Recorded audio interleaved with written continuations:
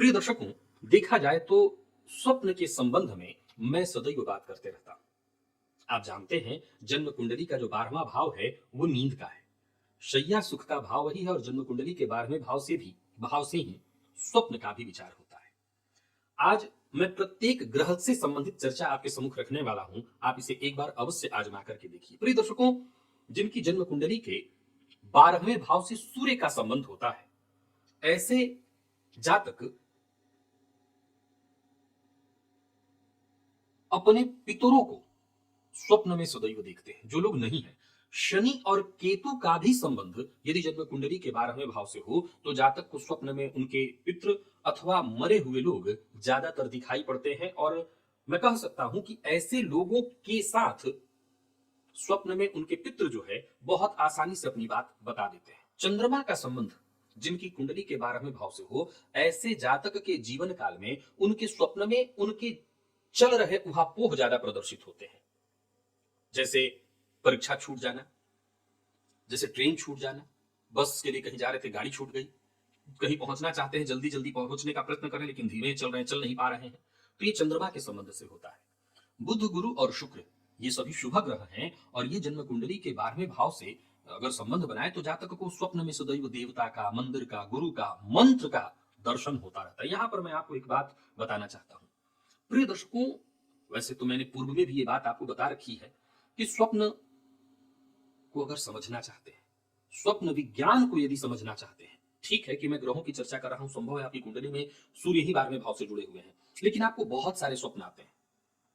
देखिए, स्वप्न तो सबको आते हैं लेकिन याद नहीं ज्यादातर लोगों को रहता, क्योंकि ज्यादातर लोगों की जो, हमेशा याद रखिए कि जो बहुत गहरी नींद में सोने वाले लोग हैं उन्हें उनका स्वप्न याद नहीं रहेगा। स्वप्न सदैव तंद्रा अवस्था में आती है, यानी न तो आप बहुत गहरी नींद में हो न आप जगे हुए हो, बीचों बीच की अवस्था को ही तंद्रा अवस्था कहते हैं। और इसी अवस्था के लोगों को, जिनकी नींद ऐसी होती है, उन्हीं को ज्यादातर स्वप्न आते हैं। अब स्वप्न का प्रभाव यह है कि वो स्वप्न जो आपसे कुछ कहना चाहता है, वो स्वप्न जिसका प्रभाव आपके जीवन पर, भविष्य पर, आने वाले दिनों पर पड़ने वाला है, वो ऐसे आप समझ लीजिए कि उस स्वप्न को देखने के बाद आपकी निद्रा अवश्य ही खुल जाएगी, चाहे वो एक क्षण के लिए ही हो। अब अगर आप सचेत है, तंद्रावस्था वाले लोग, उनको पता चल जाता है कि वो स्वप्न में कुछ देख रहे हैं। अगर आपको लगातार एक जैसे ही स्वप्न आ रहे हैं, देवता का, मंदिर का, स्वप्न में आपको मंत्र सुनाई पड़ रहा है, मंत्र दिखाई पड़ रहा है, तत्क्षण, भले रात के 2 बज रहे हों या 12, कागज पर आपको अवश्य ही उसे नोट कर लेना चाहिए समय के साथ। याद रखिए, स्वप्न में यदि किसी को मंत्र प्राप्त हो तो यह मंत्र एक तरह से शीघ्र सिद्धि प्रदायक होता है। स्वप्न में यदि कोई गुरु इत्यादि दिखाई पड़ जाएं और वो मंत्र देते दिखाई पड़ जाएं तो समझ लीजिए कि काम बन गया। तो वही जन्म कुंडली के 12वें भाव से शुक्र का संबंध, और ऐसे शुक्र से शनि, राहु या मंगल का संबंध हो तो ऐसे जातक को स्वप्न उत्तेजक स्वप्न आते हैं, यानी कामोत्तेजना से संबंधित।